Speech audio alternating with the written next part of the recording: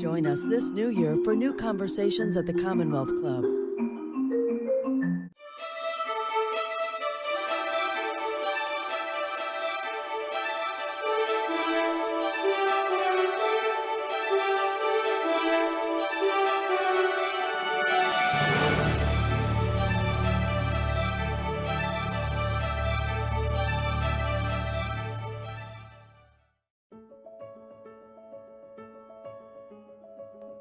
Equity is just and fair inclusion in a society where everybody can participate, prosper, thrive, and reach their full potential. I think that kind of utopic vision is within reach, and I can't think of a region that is better positioned to be the prototype for making it happen.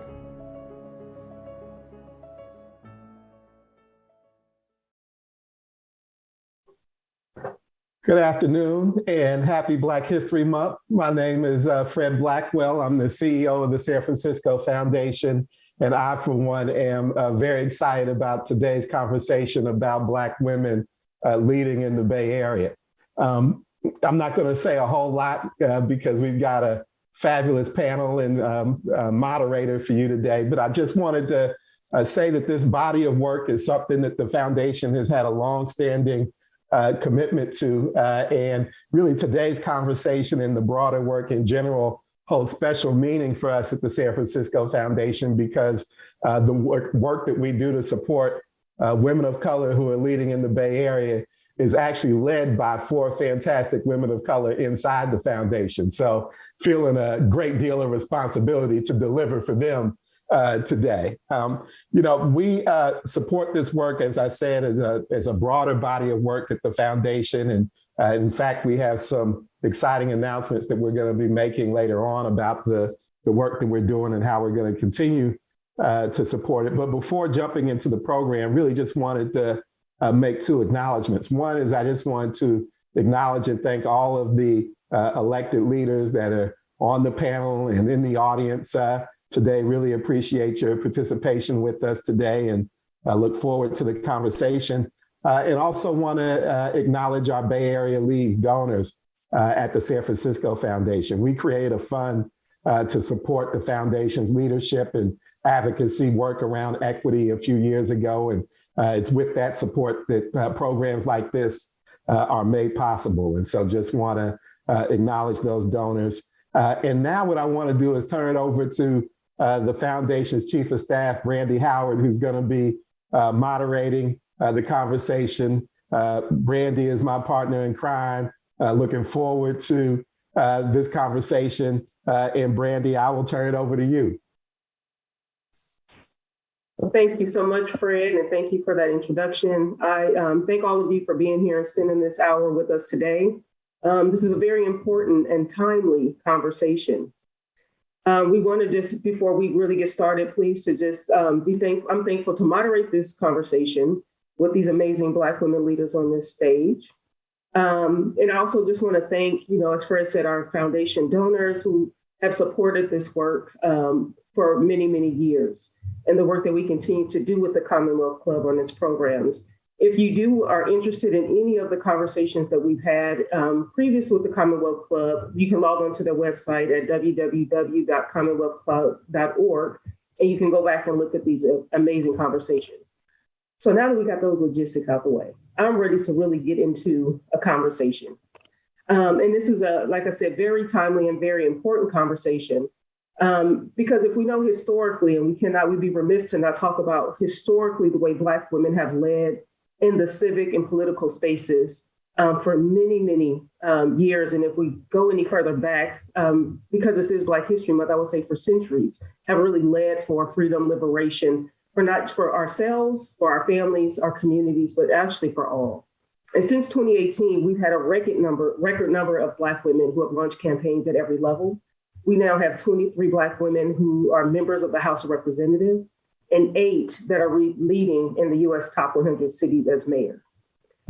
We can speak very clear, really candid and bring close to home Kamala Harris, who come from the Bay and now at the highest branch of executive office. We can talk about Barbara Lee, who unprecedentedly have just made history and really embody what leadership is. And understanding her racialized leadership as a Black woman to still lead and bring everyone along on the journey to liberation and freedom.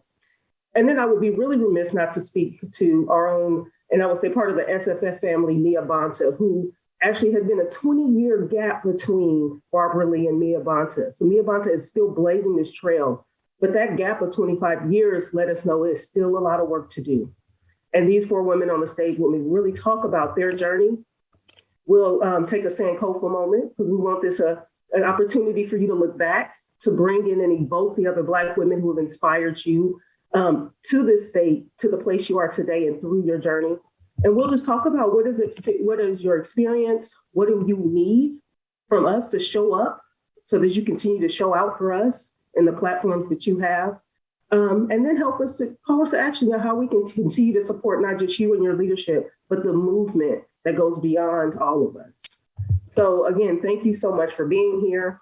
And I will jump right into the conversation that we're going to have today with BART Board Director Lateefah Simon, the Emeryville City Council Member Courtney Welsh, California Assembly District 20 candidate Jennifer Esteen, and Oakland mayoral candidate Alyssa Victory. So before we really get into the conversation and I ask my first question, I want to remind everyone that this is going to be a conversation. That if you have questions, please put them in the chat. If you have them for me, for the guests, you put them in the YouTube chat and we will answer them throughout the program and definitely have time set aside at the end to do so. So we're going to jump in, and I would like this to be a question that each one of you take some time to answer. And this is, again, that moment of, I would love for you to really think about your journey and share your journey. Share what has inspired you to use politics as your platform to lead from. And use this as a moment to evoke the names of the women, particularly the Black women who has inspired you and guided you to and through where you are today. And I will tell us, let's start with Alyssa. We'll go to Jennifer, Courtney, and then Lateefah. Thank you for the intro. Thank you for having me here. I'm so honored to be a part of this panel and event with so many powerful Black women who are leading and who actually have inspired my journey. So I'm honored to be now speaking alongside them. I am Alyssa Victory. I am from Oakland, representing Oakland always. Oakland is what inspires my public service journey and my journey to public office. I began serving with my community in Oakland through our church when I was in middle school and seeing just the need for people to have basic food access or clothing or hygiene supplies. And this was decades ago in the city of Oakland. And I continued serving as a youth leader. And it's really been youth organizations that have provided space and leadership training and development for me to know how to serve at any age that I've been. My first job was with Oakland Youth Together doing education in terms of ethnic studies and our school system funding, and gave me the language of social justice and helped me to be able to talk about inequity and talk about race and talk about racial justice. And I've really continued in that same spirit, helping serve at my college campus, doing sexual violence prevention work, doing educational access for students like me as a first-generation college and graduate student. I know that it is not hard, I know it's not easy to navigate or to even fund an education and have access to those resources. And so any space I've been able to break into, I'm trying to break it open further for other people that look like me, that come from Oakland, that have similar experiences, to be able to access them as well. And I've continued that journey as now a civil rights attorney practicing in criminal justice as well as workers' rights. So it's been just the experiences and all the people that have poured into me and showed me how to give back from whatever place I was in, whatever access that I had. And I'm really happy to be here on this panel again, sharing some of my own experiences and learning from my peers.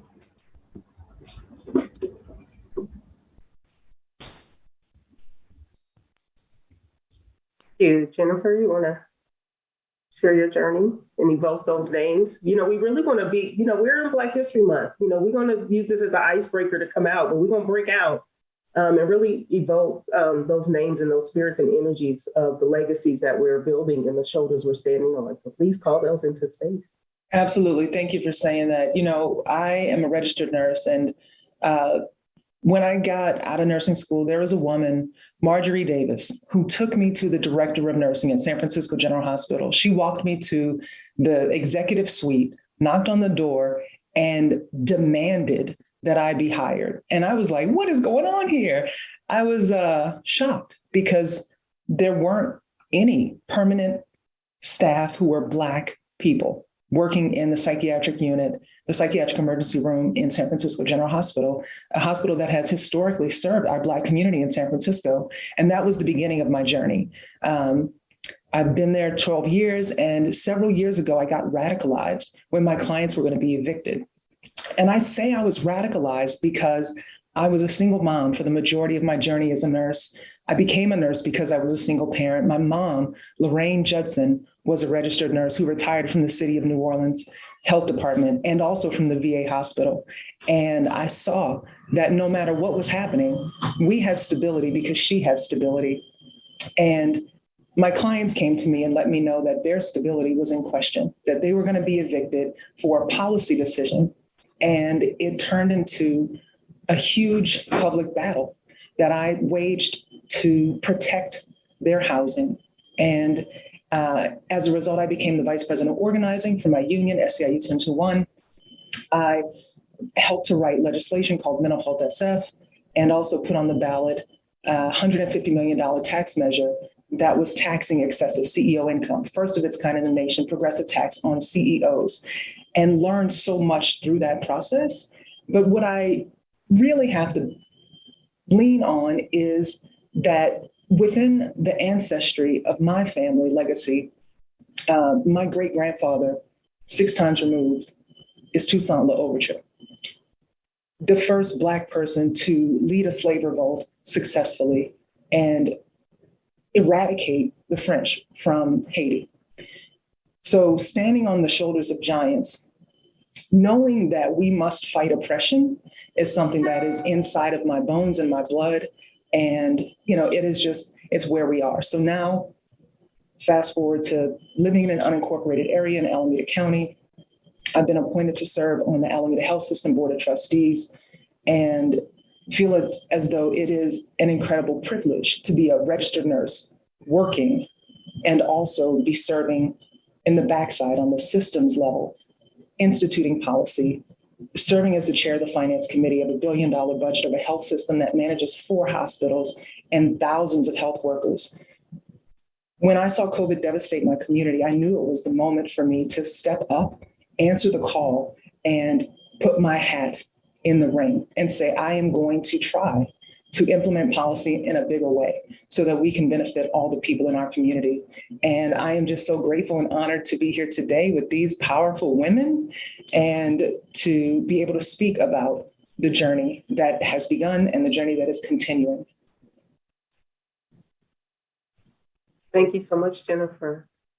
Before we circle over to Courtney, I want to just circle back really quickly to Alyssa, because we want to make sure that as we do this in traditional African culture, we have to close our circles. It's really important that we never leave a circle open. And so I want to circle back to Alyssa, to just give her a few more moments on the stage to invoke the names of those who have inspired you through your journey. Because that's also our way of giving honor to the ancestors in our kind of virtual pouring of libation. So. Thank you, Brandy. And thanks for calling me in to make sure that I honor the folks that have poured into me and name them specific. I have to mention my mother, Karen, who raised me by herself along with my younger sister. My mother was a preschool teacher, so she was my first teacher. She made sure that I had extra education and knowledge, especially of Black history and of Black women's history at home, in addition to my public school ed. And also my grandmother, who was a nurse, who taught us a lot about, being able to take care of ourselves at home, having really basic first aid trainings as a kid. and who poured a lot of just her stories from growing up in the Deep South and dealing with a lot of racism and hatred, and why my family migrated over to California a few generations ago. I definitely want to shout out the Black women who really put me on their shoulders and helped me move from college to law school. I am first generation in my family, didn't have anyone in my family who knew what it was like to go through financial aid or even applying to these schools or getting letters of rec. But I had 4 Black women who literally put in their money and who took me shopping and made sure that I had a suit so that I could go to interview for law school jobs. Edwina Welch, Ebony Williams, Ann Briggs Addo, and Antigone Blackwell all poured into me and made sure that I, wasn't going to be judged or looked down upon because I could not afford to buy my own suits or things like that in law school. And those are small things that other people have never, questioned or asked about, but they didn't ask me if I wanted it. They just took me and said, we're going to take you out, have a talk, and we're going to take you shopping.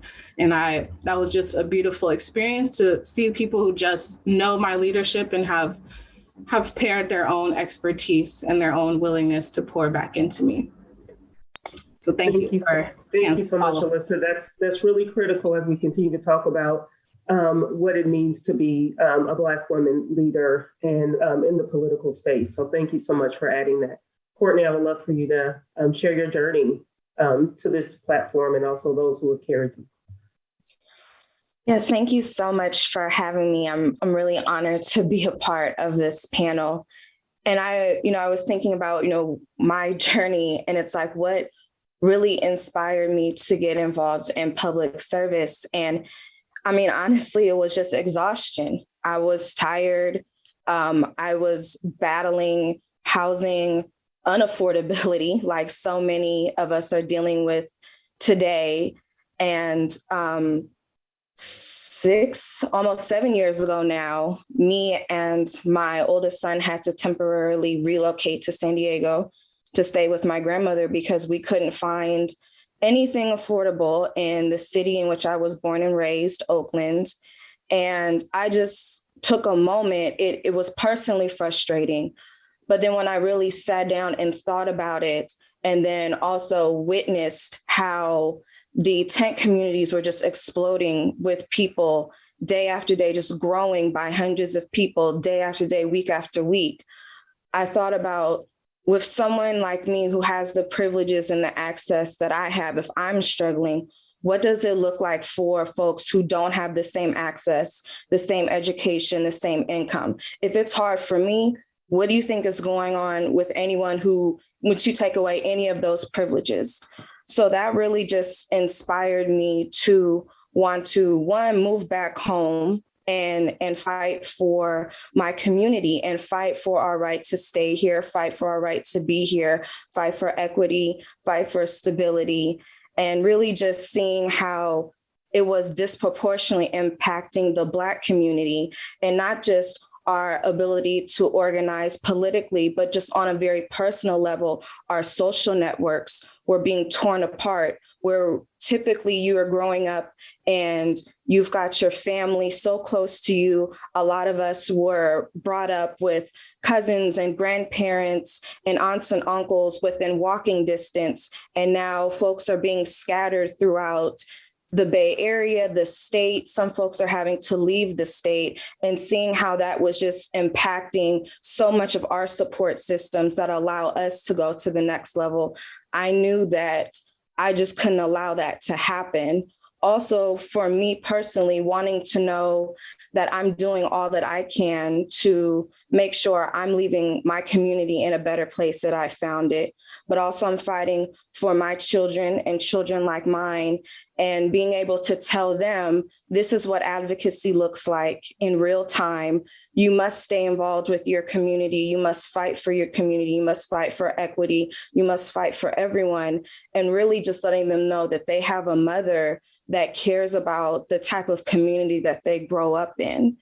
And speaking of support systems, like having my family, my mother, Helena, who is a graduate of Merritt College, who's been an early childhood educator for over 40 years now. She might get mad that I'm dating her, but she's been very involved and also instilled in me, hard work, entrepreneurship. Why is it important to have an education, get education in whatever way it's presented to you? My father, Horace, it's so important for our Black men to support Black women, and having a father that supports a very ambitious Black daughter is very important for me. My grandmother, I have one living grandparent left, and she's always supported me. Even as a little girl, she called me chairman of the board, and you've got to speak that into your kids. And she wasn't wrong. She always said, I knew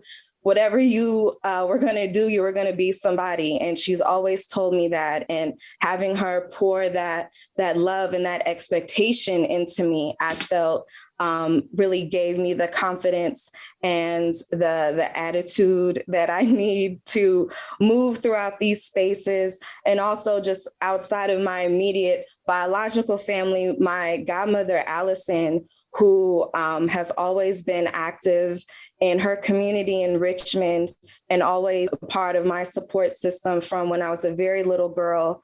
I have such a wonderful support system to uplift me. And really, when it came to definitely this past campaign for city council, which was somewhat unexpected because it was brought up because we had a city council member that resigned. It wasn't something that was planned in advance like a lot of campaigns are. My family just said, hey, you want to do this? We're behind you. We support you. And it was an opportunity for me to serve my community in a way that I hadn't had an opportunity to do so before. Emeryville hadn't had a Black woman city council member in 34 years. So it was an opportunity to diversify, not just by race, but socioeconomically, also geographically. So I'm really happy that I've had them behind me on this journey. And I'm, looking forward to really pushing forth great policies in this new role that I'm in now. Thank you so much, Courtney. I won't say much and pass this over to Latifah. Well, Courtney, congratulations on your election. Really, I think for all of us, now everyone on the panel, we can say that we've run a race and it's exhausting. And it really requires something so much deeper than a hubris to run a race, being a Black woman in a space and in spaces that were not designed for us. So congratulations, and really to the sisters on the panel, thank you all for running. It's like so different from the work that we've done in our lives where we're working for people in the pursuit of people. And yes, that is what public office is, but to go out with your hands on your hips and say, I actually can make a fundamental difference. I believe that my ideas have merit and I want deeply to be in service and believe in me. That is a whole other. And, I'm so lucky and blessed to be in a community and in the Bay Area where I got to see women right in front of me do that. Ella Hill Hutch, who was also an elected, she served on the Board of Supervisors in San Francisco. She was also on the BART Board of Directors in the 70s. And she sat with my grandmother in my grandmother's Lakeview living room, and they talked politics, and no one had a cell phone, as you know, but they would call Dianne Feinstein. I'm sitting on the floor playing and remember the grandiose vision of these Black women to try to create a desegregated San Francisco, not a South, not a Alabama, not a Mississippi, but trying to ensure that Black children who were then in systems or Black men could get jobs with union workers. I was blessed enough to work and live and breathe around so many women. My aunt Damira Ahmad was one of two women amongst a very small group of men and women who led the student strike at San Francisco State, who forever changed the lexicon of how we think about ethnic studies and learning and understanding the road of oppressed people in this country within academia. I was raised by a single mother, who struggled to keep me centered. And I was off kilter most of my childhood and ended up in the juvenile justice system and ended up in and out of school.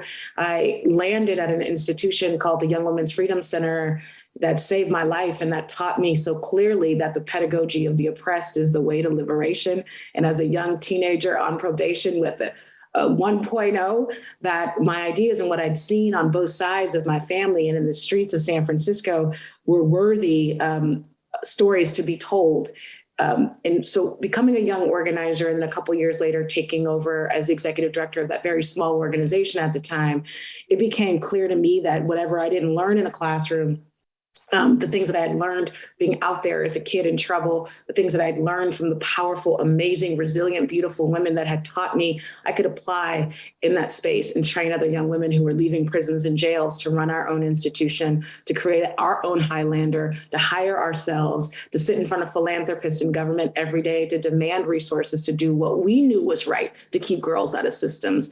25 years later, that organization, because of those women, it has over a $7 million budget, and they have memberships of over 5,000 women. And they are killing it. And it continues to let me know that the folks closest to all the pain also have all of the truth to how to move through that pain, given the institution and the opportunity they'll move. So my journey, Brandy, Kamala Harris, I don't care what you think about politics. I got to work underneath a woman who was the toughest boss, the best boss, the nurturer, the demander. She took me from my role at the center as executive director and hired me to do something that no DA had ever done, hire a Black woman who at that time had not finished college to be on her executive team to lead reentry initiatives.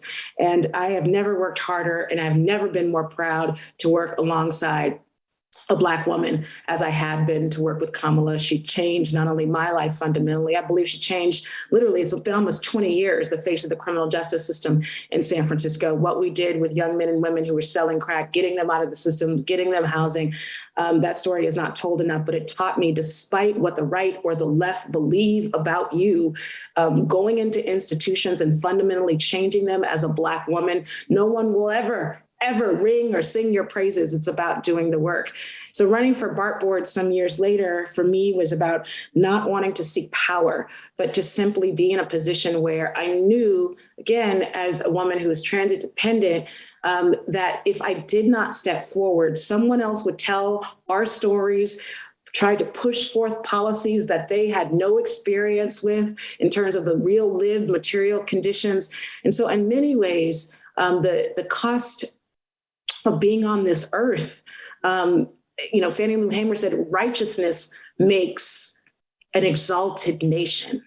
And I believe that I don't unfortunately have a choice but not to serve because of Ella Hill, because of Betty Simon, because of the women right now in our communities who sleep in tents and deserve women who have a little bit more breath in their bodies to be telling their stories, but also writing legislation, to be making community where it is uncomfortable. That's my journey, and I want to be on it for the rest of my life, and I'm so blessed that I can be. Oh, so you all just know that I don't know about those who are watching, but I have chills. And the one thing that's really coming to mind for me is the audacity. The audacity of those women who saw that leadership in you and brought you along in this journey. The audacity of each and every one of you to say that I have something to add, like that audaciousness is so beautiful and so inspiring and so needed. And we also know it's also not welcomed, particularly when that audaciousness is embodied in the physical being of a Black woman, and entering in the space where we're probably one of few, if not the only, and are not always seeing those that look like us. So I want to just ask a question that, stepping into and carrying forth with you all of that has been poured into you. And because we have this unique opportunity today to have both electeds and those who are seeking election on this panel, I would just want to ask for those who are elected to share something that really surprised you as you stepped into office, and for the candidates to share a little something about the campaign process that has been really surprising to you on this journey? And anyone can start us off. You want to go first, Courtney? You're fresh in, right in it. And it's been just about 3 months of surprises. That is absolutely correct. I think for my specific role is the biggest surprise was just so much of the orientation piece you just need on the city administration information. People just think, you're showing up to meetings, you're wheeling and dealing, you're doing the policy and all of that. And it's like, no, there's a lot of studying you have to do just about the legalities, the Brown Act, all of that type of stuff, understanding what is expected of you just from an administration standpoint and making sure you're not missing any deadlines, all of that stuff. It's more administration really in the beginning than a lot of folks realize. It's, people like to say, I'm going to jump in, I'm just going to go, right to making the policies. I'm going to, start, taking names and all of that. And it's like, no, you need to understand like just some of the basics of how your city is ran that maybe you didn't, there's some parts of being a resident that you understand about the political process within your city from a resident's point of view. But once you're in the nitty gritty, there's a lot more legal and administrative stuff you need to know to understand to even get to that point. So I think just transitioning from resident to public official, that was the biggest piece for me that was surprising, was just like, this is a lot of studying to really understand all the administration work that goes into it. That's not just the city manager's job or, just the city staff's job. No, it's your job to know that too. I would agree. And I think that, you run a race, and I had a platform in my first campaign, and it had all A's: accountability, accessibility, affordability. I'm going to do this. And, our progressive politics are going to win the day. And then you get elected, and then the clerk gives you your insurance documents. You get a key to the building, you figure out where you're going to sit, and then you're on your own. For many of these positions where there are no staff, you have no staff. You actually have to have another job, and you have to figure out with your job how to come to these meetings. Not for all elected positions, but many of them that Black women enter.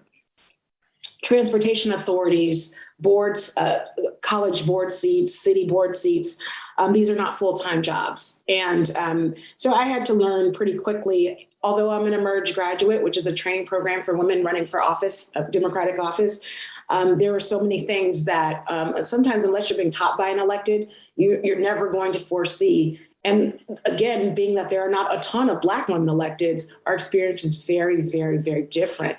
What has surprised me the most, although it has been excruciatingly difficult to move and to have success, and I do feel like I've had a lot of it in my 5 years in office, I've been very, very successful, only not because of the infrastructure that exists, but because of the Barbara Lees, because of the Freds. Fred called me the day after my first election. How can I help you? There are folks who are elected, non-elected, folks who just want to see us succeed, whether it's, I know someone who's done something here, or you should think about calling that person. My consultant, A. Smith from Bear Star Strategies, gave me information a long time ago in the beginning of my run, and I'm so glad I have. He said, folks will try to take you down for a $30 Uber ride. I need you to have the best accountant. Folks are not going to trust you with money. Racism is real in politics. These are the structures that we need to set up so we always turn in our Form 700, or there's no improprieties ever. If it's a bagel, a biscuit, you need to run your shop, even though it's just you, like they would not expect. They, meaning folks who may want you not to succeed. I told you so. We don't need someone like that representing a $2.5 billion institution. So what surprised me, again, was how difficult it is, but also the people who are willing to drop anything at any moment to help you, but also how willing folks are, even with that, to help you get through the darkest times, but most importantly, to help you win, because ideas don't become policy on their own. That we need to understand all the different strategies and the ways that people have won good stuff for our folks. It just doesn't happen because it's the right thing to do.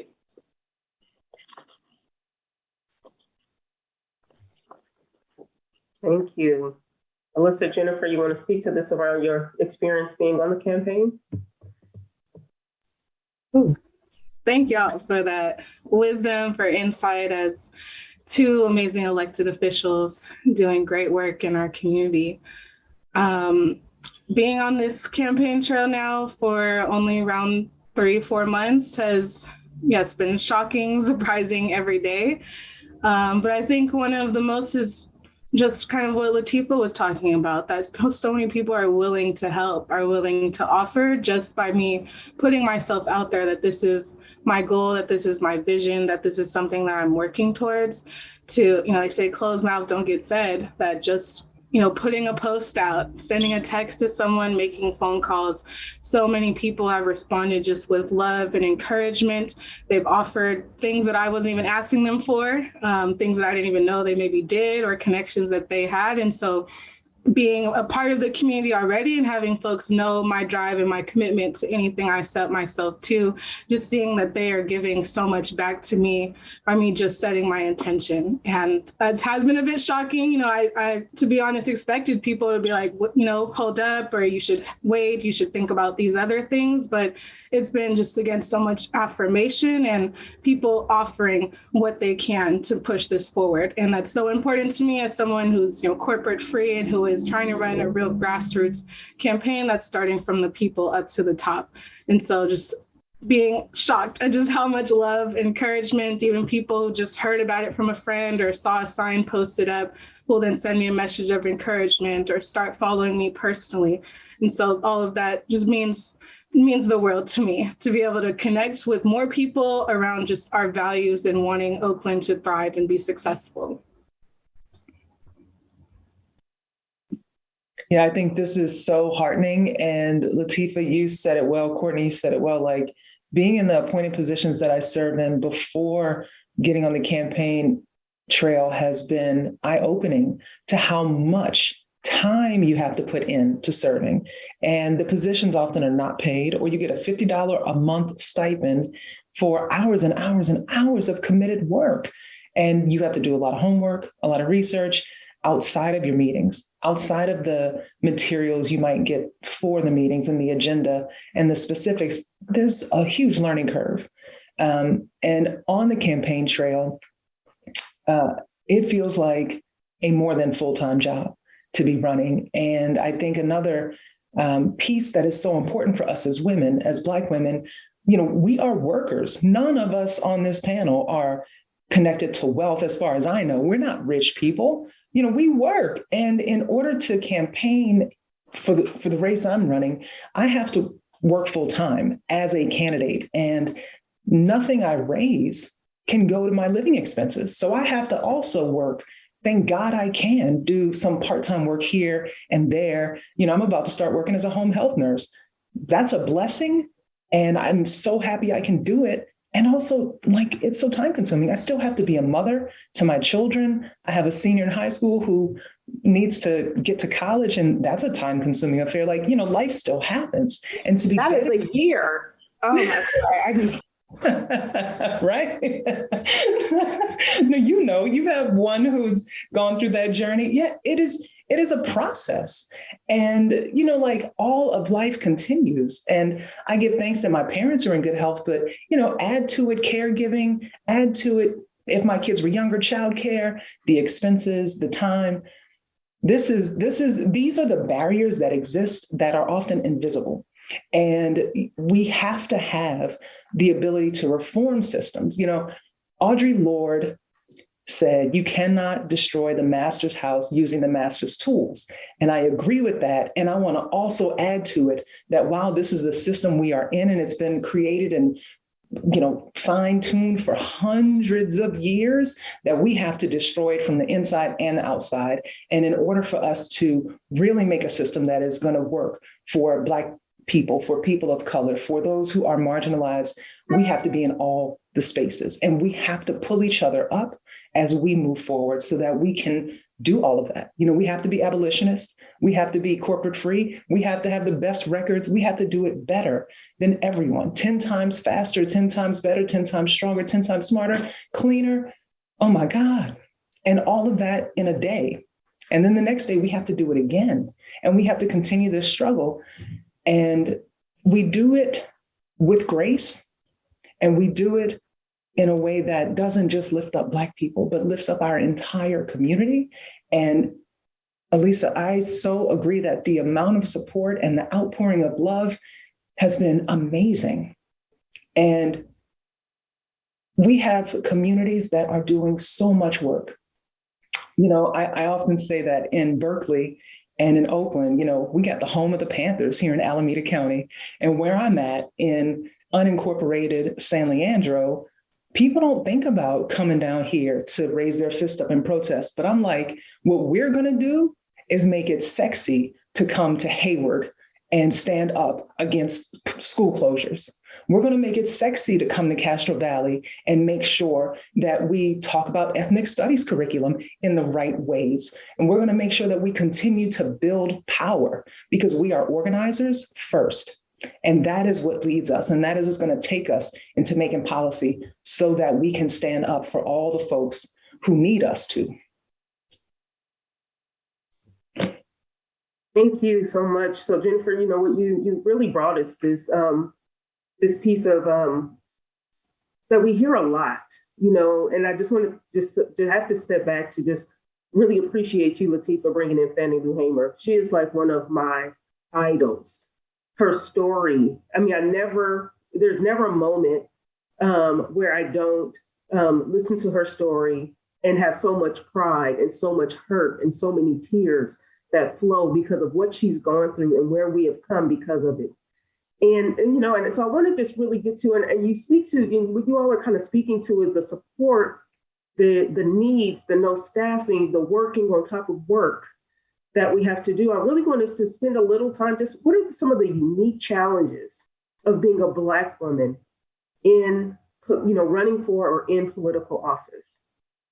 And really just speak to what does that, feel like, look like, the things you actually have to do and push against in order to advance the agenda that you are, or the mission and the vision that you have for your office and for your community. Yeah, I'll start. Money. And then you go first. Say the same thing, Lateef. Yes, many things to say. Yeah, you go first. It's money. It's for sure money. It's capital. It's social capital as well. It's knowing who to know. And if you don't know who you don't know who you need to know to move forward in your pathway to leadership or public office. So that's a big challenge because political circles can be very exclusionary. They can be very hard to penetrate, and that can be under the best of circumstances. So if you are a non-traditional candidate, and when I say non-traditional, I mean as in you're not typically a white man, navigating through that system can be challenging, even in an area that is as diverse as ours, where it's not unheard of to have a Black woman elected in anything. We have Black women elected, but how are they brought into the fold? And if you ask several of them, you'll say it wasn't that easy at first. I can't think of one person who would describe a Black woman elected who would describe their journey as breaking down political barriers as easy.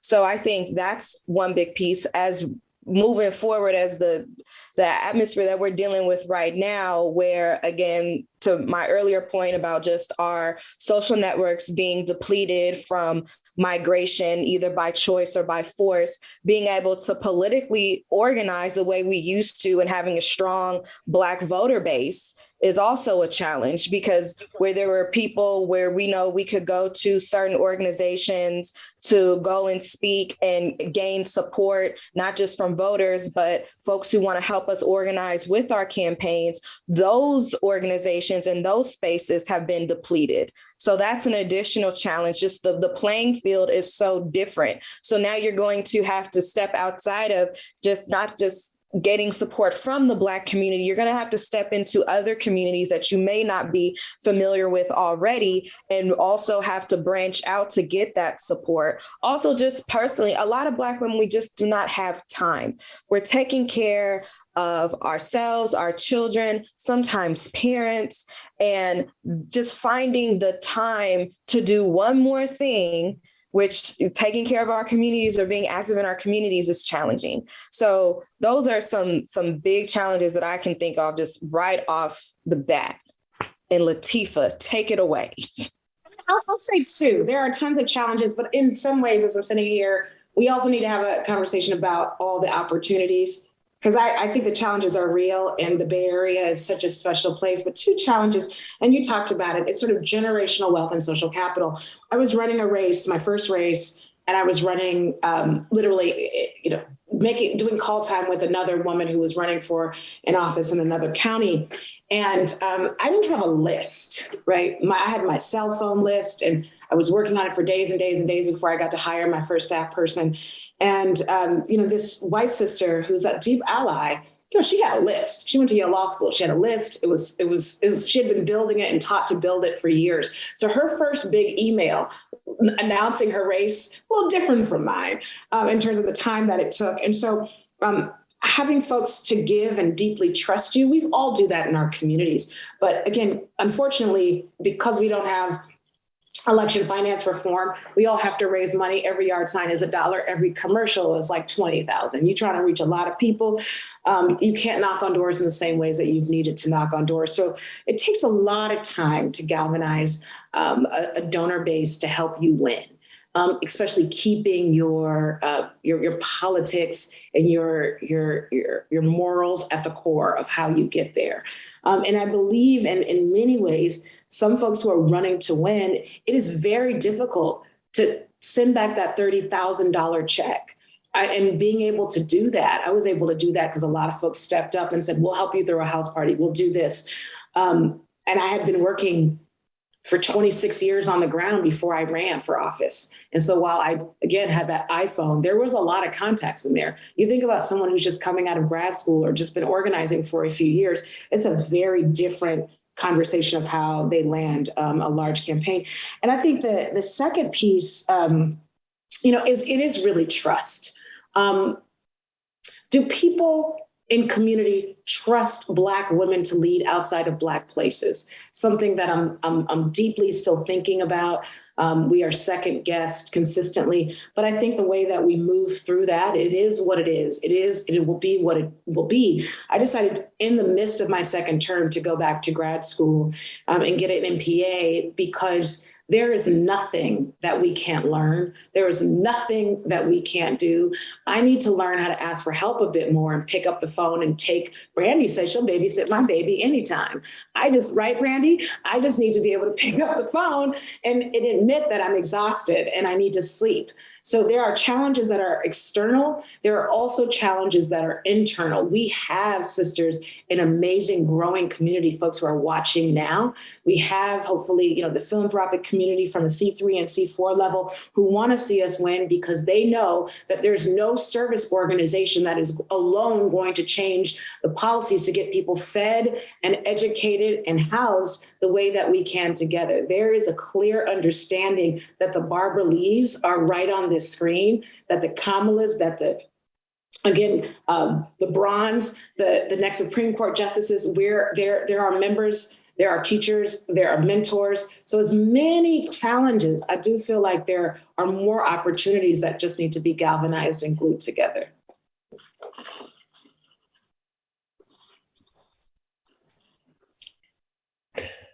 I will say that there is still so much room for first. We are in 2022. Today is 2/2/22. I don't know what people are doing for the 2 day on Tuesday, but people keep on saying it. So I am a Black, masculine presenting gay woman who is also Jewish. And I am running for state office, which means so much about, Courtney, I think you said it, representation that is geographical, representation that goes beyond gender, representation that goes beyond all sorts of things. And ultimately, it's about values. And when we uplift Black women, when we uplift women of color, when we uplift people who traditionally have not had access to these spaces, because these spaces were built to keep us in bondage, we change everything. And I am thrilled that we are breaking down barriers. 34 years, Courtney, 23 years after Barbara Lee. Alisa, first Black woman potentially. Latifah, you following the footsteps of giants, Ella Hill Hutch. We had the opportunity to do so much, and clearly it takes decades for us to get back at it. We have to break out. Black space or not, we are women who are strong and powerful, resilient, and we are able to do it. And it takes a lot of support. It takes all of us, the big community, the small community, and definitely the networks. So for everybody's watching, I hope that there is a way for you all to contact us. My personal email, I don't know if I should say it out loud, Brandy, or if I should just, how do we make sure people can reach us? Because I want everybody to be able to throw their love to all of us on this panel today. And I don't want to break any rules. I'll make sure I circle back with ways in which to get information for each one of you and to be able to touch base. So I'll make sure we do that before we conclude today. I appreciate that. And I'm going to let you take it away, Alisa. Well, all y'all just said a lot, and I feel like I'm experiencing or have experienced all those challenges, especially as someone currently seeking office. We talked about Oakland, is the home of where the Black Panthers was founded, a few blocks from where I grew up on 58th and Shattuck, actually. But even with having such a strong tradition and history of Black liberation, Black organizing, and Black folks trying to elevate our community here, we've never had a Black woman ever elected as our city's mayor. And those things still seem like, oh, we're not ready yet, right? There's people telling me, y'all, you need to sit down, or you should wait, or you should let other people who are not Black women go ahead for this election. But the same thing was said to the 2 Black women who were my elders who ran in the last cycle, right? So I already know that just waiting is not going to actually change the issue with people accepting and investing and allowing Black women to lead. We know what our communities need and often are shut out of all rooms of power, are not given mics to speak about our experiences or about what other folks need to do to allow us to serve and to lead the way that we're asking to, even sometimes in our own Black organizations. So there's still always work to do. And part of running, we have to confront those narratives. We have to confront people's assumptions about us. We have to confront even issues within the Black community. And I really love that Courtney brought up, like, our community as a whole is still being unequally pushed out of jobs or of housing or of opportunities in our city. So our base, people who may want to see someone who look like us, people who would be the first to support us, to fundraise or volunteer for us, are also struggling and are suffering in a way that they are not allowed to participate fully in civic engagement and the voter process. In Oakland, particularly 70% of the people unhoused living in tent and curbside communities are Black. That's not by accident, it's by design. And that design makes it hard for those folks to exercise their rights to vote in a practical way, even though many of them are lifelong residents. So our community is harmed and our political power is crippled when it comes to electoral politics. And so we absolutely have to talk to other communities. And, sadly, even like consultants or people will tell me to not focus on my community, on people that look like me, just focus on the voters who tend to be white homeowners who, have all the things that they need and are stable enough. And I still want to reach out to folks that I'm trying to serve and bring into our democratic process. So those are definitely challenges I'm still working through, and appreciate all of y'all who have shared your wisdom or thoughts, or who've given me just some skills or examples of how to address that.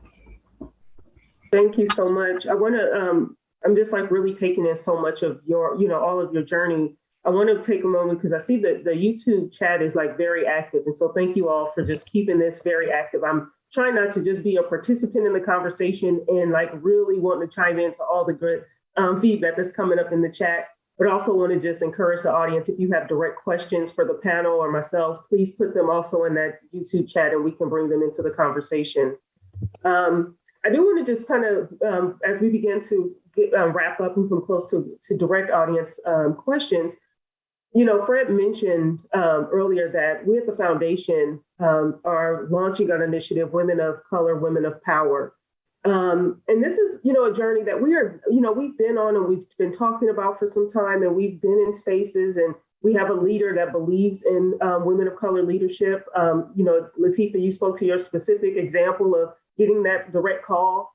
And this program being led by 4 dynamic women of color in the foundation.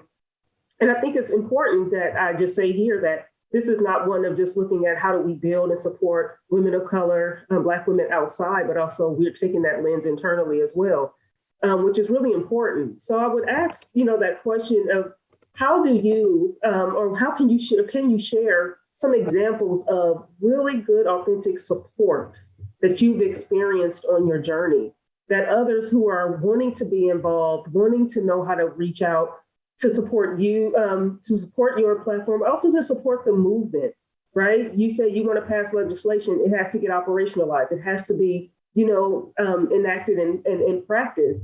And how do we get behind that? And so I would love it if you have some examples through your, you know, your place as an elected or already in public office, or for those who are on the campaign trail, of like some good examples of support for you on this process and on this journey.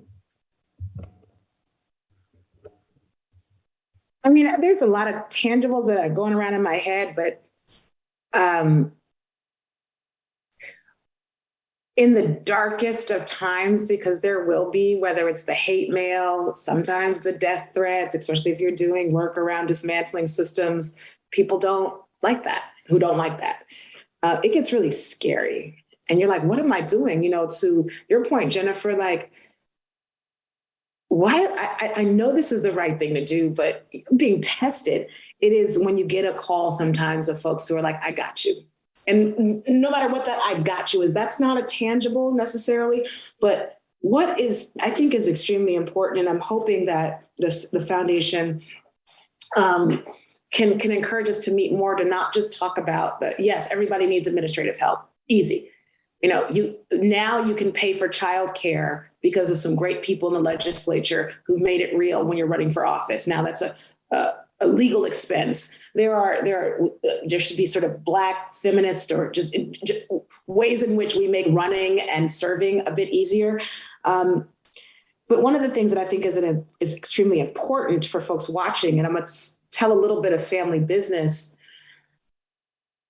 We don't have the luxury, and I'm learning this through the coaching that I'm getting, and I've been faulty on this, to divide ourselves within the umbrella in which we want to serve.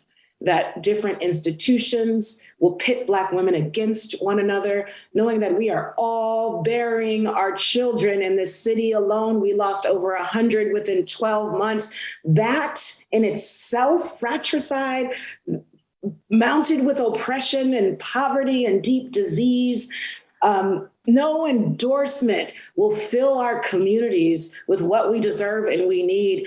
I think electoral politics has the opportunity potentially to break up deep, wonderful souls that our grandmothers and our aunties and uncles built in the Bay Area for a long time amongst us. There's not many of us who get this opportunity to work full time for our people. So as we decide to take on positions of power, I am learning to be wary of other forces taking us apart. And it typically involves a check or an endorsement, or who is not radical enough. Our grandmothers were more radical than all of us. So let's just say that, right? But I think that there's political wisdom in the stories of elders that will tell us what we're experiencing now in electoral politics all over the country with Black women is both new and very old.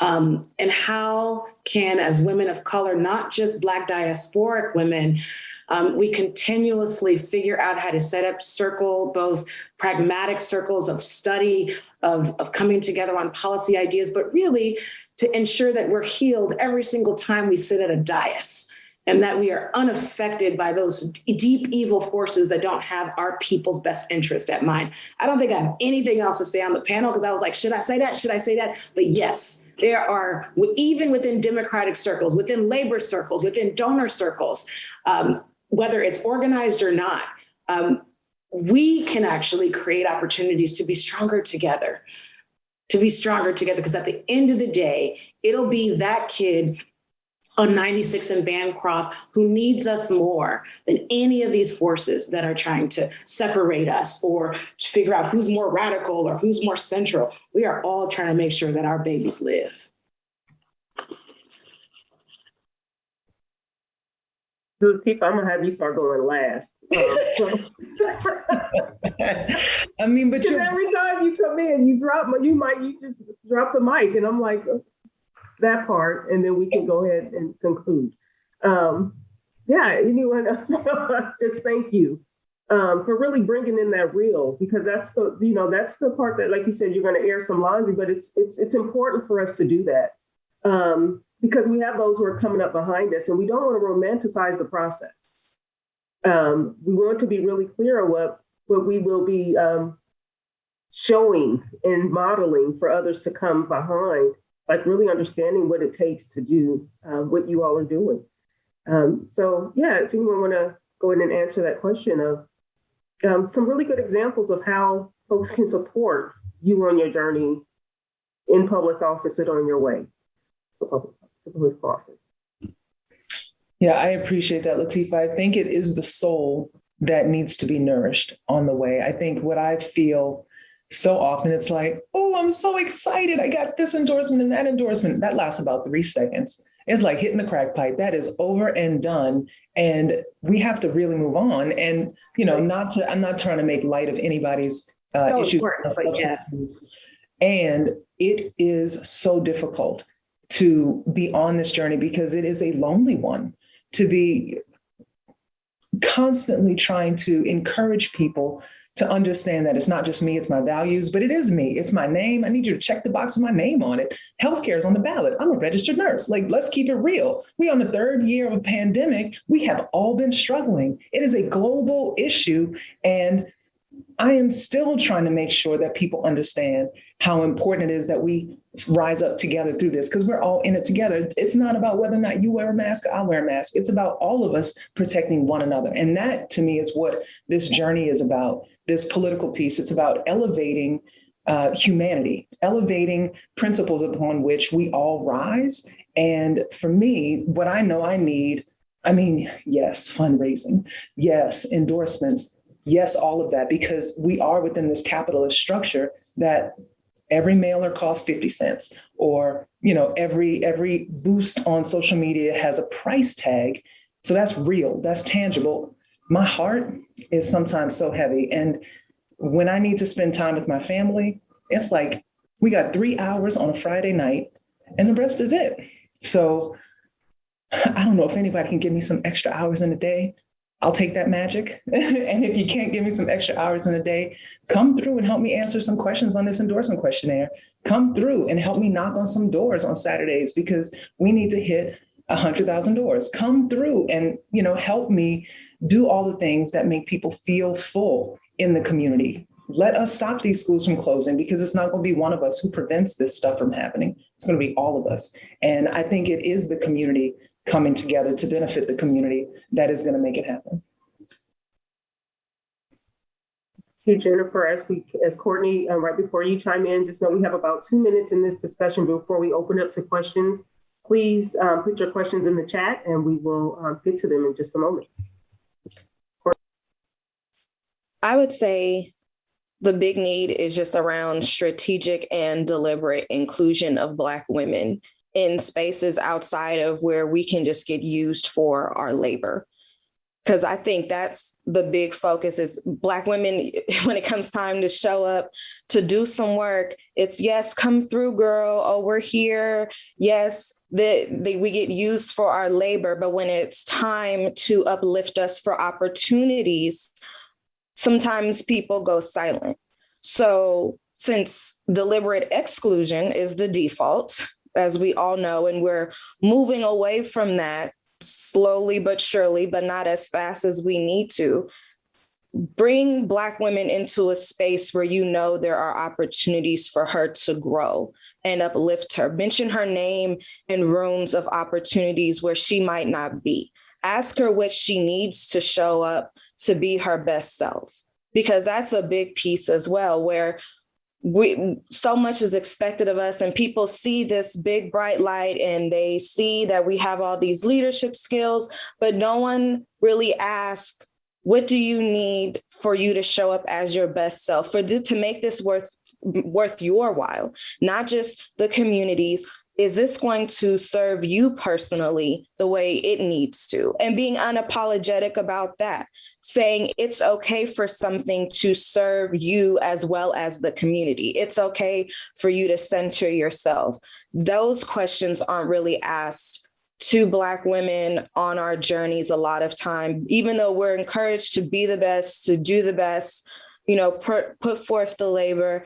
Also, this underlining conversation that happens that somehow Black women are not as qualified, underqualified, unqualified. That question always comes up, and thinking that deliberately making space for Black women to grow and succeed is somehow taking away from someone who's more qualified. Doing away with that stereotype is something that really needs to they need to cut that out right now, because we've already heard that conversation with the Supreme Court justice conversation about, oh, well, are we sure these Black women are qualified?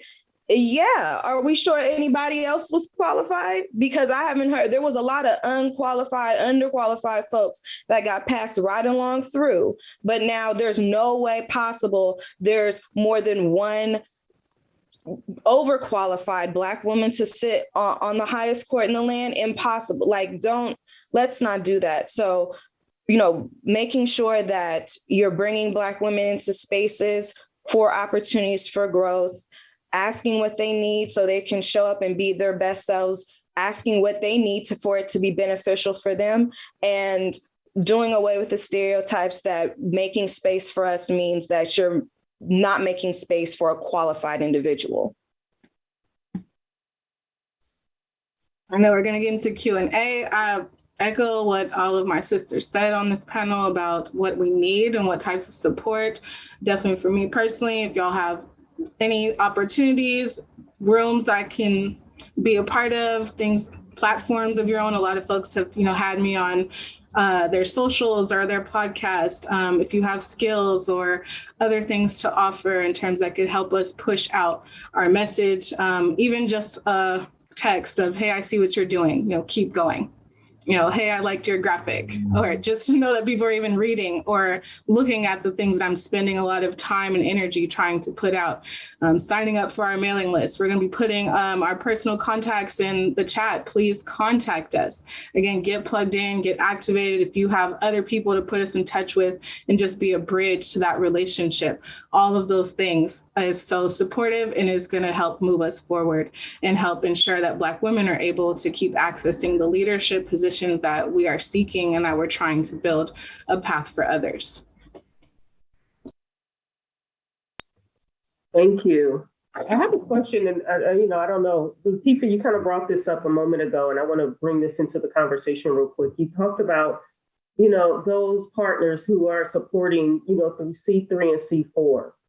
And particularly, someone else, and you also spoke to those who like those things that can sometimes build bridges and also can tear apart communities. And sometimes that can be a check. So I'm asking specifically, coming from the San Francisco Foundation and knowing our bold vision around racial equity and economic inclusion and really lifting up the leadership on this stage, and for those who, people of color and women of color, particularly in the Bay Area, What are some of the ways that philanthropy you see, either through examples that philanthropy has done well, or ways in which we can do more? I think yeah. That you guys, San Francisco Foundation has hosted a number of conversations with electeds of color, of women of color in the last year that has actually been really amazing. I can't wait till we can do more. I imagine being in a beautiful place for a couple of days, a beautiful place with good food, with folks talking about, it's not necessarily about training, really, it is developing a community. After one of those conversations that we had, Council Member Carol Fife called me and she said, let's actually set up a formal meeting with my office and your office. And I want, she's a super powerful, very clear leader. I want not a conversation. I want stats and PowerPoints, because if we're going to do police reform, and you guys have been pushing a lot on the BART side, we actually really want to share how we do it very practically. And I thought, I was like, well, wow, we would have had a number of conversations about this, but if it were not for the charge to let's get stuff done together, let's actually share the tools, share our staff, be in conversation, create formal alliances with our teams. I've done a lot of work with electeds, but that was one of the first times where I felt like everything almost proprietary that we have developed in terms of our own strategy. Here's a sister who is one of the best leaders we've seen in so long, who, like me, came in and she knows it's super hard to make deep structural change in 1 or 2 years. She's saying, give me what you have. Talk about how difficult it was to create an ambassador program and how difficult it was working with all the unions, the good ones and the ones that we're struggling with. Give me exactly how crime has decreased because of these actions. I think it's having more spaces like that, Brandy. I feel like there's building trusting communities, which you guys are doing, that creates that, or else, we're doing things in ways in a white supremacist culture that tells us that we just need to be having quick calls while we're running to get a muffin to go to our next meeting, like really creating and developing permission to be together and to bring in some of the I think best thought leaders around issues that we're all knocking our heads around with. There are global leaders in different contexts who are really deeply thinking about street communities in the United States, and meaning like, Ho Chi Minh, they've struggled with tent cities as well. We, as the best leaders in the Bay Area, women of color, I believe we are, having access to folks who are not right at our back doors, folks who are in university, folks who are think tanking all day, who, again, we're with our ideas. And sometimes we need to be joining forces with folks who their very work is to help legislative bodies on the ground, whether it be in a small special district, a small city, or, running on the state floor, what my sister here is doing. So I think that those opportunities would be great and really welcomed, and doing it the way that we need them to be done. Again, incorporating family and the realities of what we're doing and having teaching and learning opportunities. I'm excited about that. I love that. I think you just articulated the social network and the social capital and the sharing of spaces and collaboration in a way that is more than just fluffy. And like you said, over a muffin while running to the next meeting, really making time and space for generous sharing from experts. We talk about subject matter experts, the think tanks, and how often do we have access to that? Like, as someone who's newly in an appointment, like, I have reached out to people in high levels of leadership. Sometimes I get responded to, sometimes I don't, but it's always with genuine curiosity about how to implement the best policies, how to bring forward the best ideas together so that we can improve the systems upon which we've been entrusted to work and to serve. Like, we swear oaths when we take these offices, whether they're appointed, whether we're elected. And in order to do the best job, I think you're spot on, Latifah. We have to do the work in combination, and we have to do it with the best that our world has to offer. We live in a global society today. Everybody can learn from everybody. I love that. And I think foundations have a unique access to this kind of capital, intellectual property, intellectual capital, and people who can make things happen. I would say I think philanthropy can be a little bit more flexible than us who are on the political side. They can make the decision that within their strategic plan that they're going to focus on all types of different categories of equity, racial equity, socioeconomic equity, and they can make that a part of their platform pretty quickly and then develop their campaigns around that. So I just think that philanthropy has that flexibility sometimes we don't always have in politics. So I think moving forward, that's going to be a big driving force. Organizations, foundations that are able to quickly pivot to the needs of the community. And sometimes it's the electeds that have to catch up.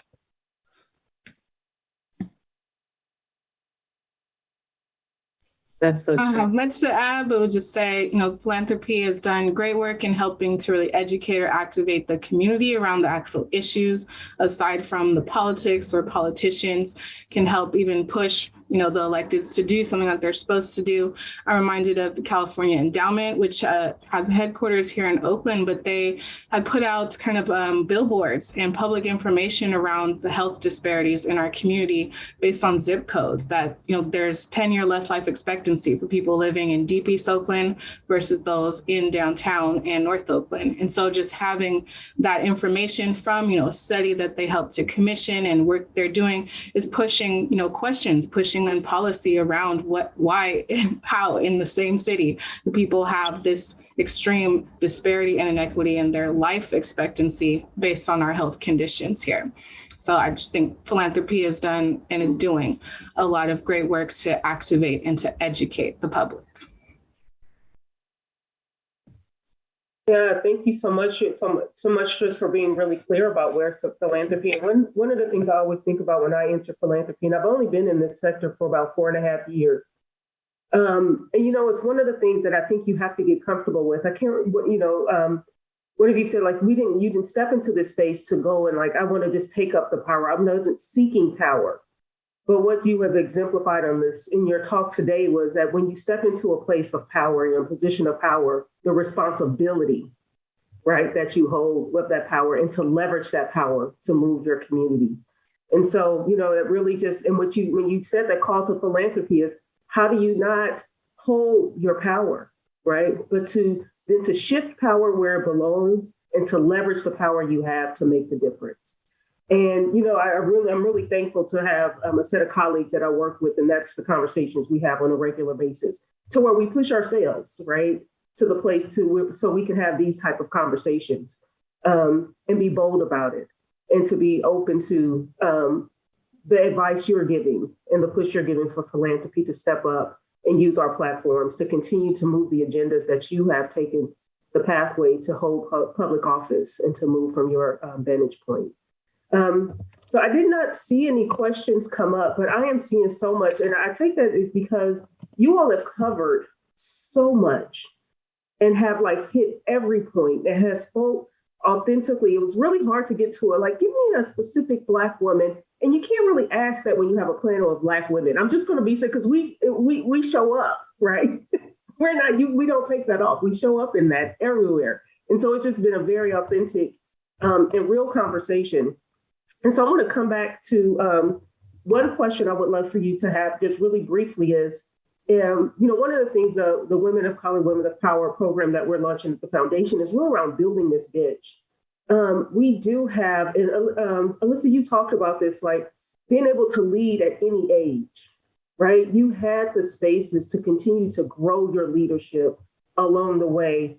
In the city of Oakland where you were born. And that's just a really amazing space. So what advice would you give to another young Black woman coming up on this journey? If you had a moment, that elevator pitch of what advice would you give to those who are coming and following in the trails that you all are blazing?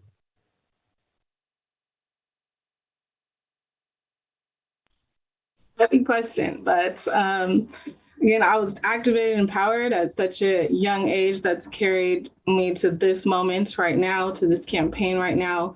I would say to younger people who are, pursuing any type of goal or even trying to just get into school, that, to trust yourself, to trust your goal and your purpose and why you're doing it, to stay grounded in that, no matter, how much negativity or people might question you, to be sure of yourself, and that you don't need permission to lead, right? It may be elders, maybe people in your own community that tell you you're too young to do something. But again, we can always learn, and our young people are ready to lead, and many of them know exactly what they need to be successful if adults or older folks will listen to them. Out in Oakland, I've been particularly visiting a lot of high school students in classrooms, and people are like, well, what are the students talking about? And I said the exact same thing that everyone else is talking about. They're talking about public safety. They're talking about economic opportunity. A lot of them work, and many students in Oakland choose to go to work versus school because they are trying to provide and support their families or support themselves. We have a lot of homeless youth here. They're worried about housing. They're worried about their families. They're worried about COVID and the pandemic. They are experiencing all of the same issues as us, and they will inherit all the decisions that we're making as elected leaders. So youth should always be at the table and should never be afraid to speak about what they need and don't need permission to lead on that.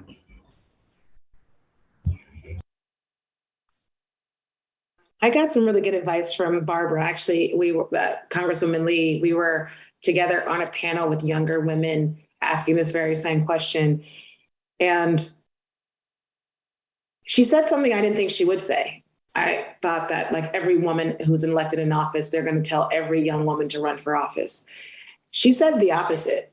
She said, do something first, like open up a preschool, clean up a park, start an organization, like prove to the community of people that you want to serve that they can trust you. She said, we don't need, and I was like, wow, because like in a lot of our training, it's like, go, run, do it. She talked about the need of real deep servant leadership within community. She said babysitting kids is oftentimes the biggest blessing that someone can do for a working mother on a Saturday, or giving giving a nurse who has kids a nap, when she gets home. This idea of deep servitude and power and decision making in terms of whether it's public or private. You don't really have a testimony unless you've been tested, and that doesn't mean elected office. Oftentimes, it means struggling for life, your liberty, and your own freedom, and that of your community. So, yeah, Barbara is telling us to do something. Create something, be a part of something, follow before you seek to lead. I love that. I think in addition to that, like your test and your age do not necessarily equal the same thing. Many of us are tested at very young ages. It might be the right moment. Like you're good enough right now in the place that you are in. And one of the best things that can be done is to reach out to women who are in the position that you want to be in. That's right. Men who are in the position that you want to be in, because sometimes it's the first. That's so, right. Reach out to the people so that you can establish a relationship with them, because a lot of times people will give you advice. They will be very pleased to know that you want to do what they are doing and they are willing to share. Sometimes folks do, hold their cards to their chest and they won't share. They say, I already have a mentee. Take that and keep moving forward, because we don't have to have a scarcity mindset. There is plenty, there is enough. And our democracy says that we deserve a choice. So step in and get the help you need. I also did the Emerge training. Elisa and I met at Emerge training. Courtney, aren't you our Emerge sister too? Hey, this is what Black women look like. We look like folks who learn, who educate, who train, because we want the skills and it's there for us. So all we have to do is step in and know that you will be received and you will be loved through, because the more of us that move into these places, the more of us have the opportunity to give back. And that's what we are doing the whole time. So yeah, I love that. Serve first and also step in so that you can get what you need to be the best servant. You sounded like a rabbi to me. Ashe. I think the one piece I can add is just don't be afraid to step in and step up when you see something needs to be addressed in your community. I think a lot of times children and young people think that their discernment isn't as accurate because they're young. And I would argue the opposite. Children actually see things very clearly. They're very astute, they're very observant. And I think sometimes as we grow older, our thoughts can become clouded. We can bring different issues and project different things onto different scenarios, things that aren't there. But I feel like children are able to see the world very clearly, and that is a gift. And as I guess, are we elders now? I don't know. When does the age of elders start? I'm going to be 35, so I'll claim it now. As elders and and parents, it is our job to let children observe and let them speak and hear them and converse with them, bring them into the fold, because like Alyssa has said, she was brought into the fold very young, and look at her now. Like the children are watching us. But as far as us encouraging them, feel free to speak your mind. What you are observing, even if it's not maybe 100% correct, speak up and say what you're seeing. If you're seeing an issue, do not be afraid to get involved. I spoke at my high school. Now, I think that was 3 years ago. I told them if they want to get involved on an issue and the adults around them tell them, no, they don't want to encourage them to organize or be involved, honey, find another adult. Because I feel like that is a gift. As the people who are eventually going to get older, we are going to be dependent on these young people to push forth the movement and keep the power going, the momentum going. So I feel that young people should feel free to be confident in what they're observing, be confident in their ideas, and always be encouraged to step into their moment and step into their power. Thank you so much. I know I can speak for myself. I know I can spend a lot more time in conversation with you all. This has just been very dynamic and really just uplifting. And what really hit me a lot was like, do something. I have the philosophy that, my purpose in this world has to live beyond my job. I love the work I do at the San Francisco Foundation, but if that is not going to fulfill my divine purpose. And so as much time as it takes, as much time as I enter into this work, you all have given me a charge to continue to do something, to go out in my community and do something. So thank you so much. For today. I know we're right at closing, and my closing will be very short, but I have to ask a lightning round question. This got to be quick. So this will show me, how you are on your chops. If you were to name me one song, we're Black History. So, I'm going to start with culture. We talked about said culture, and I'm going to end with culture. One song that will really just embody your leadership, to share that. Rising Up, Sweet Honey in the Rock. Yes.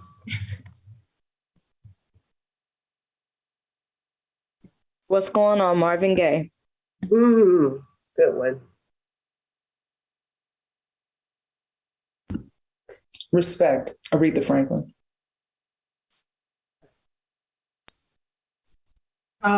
It's really like Kendrick Lamar, We Gonna Be All Right vibes in my mind right now. Yes. I'm feeling Black History Month.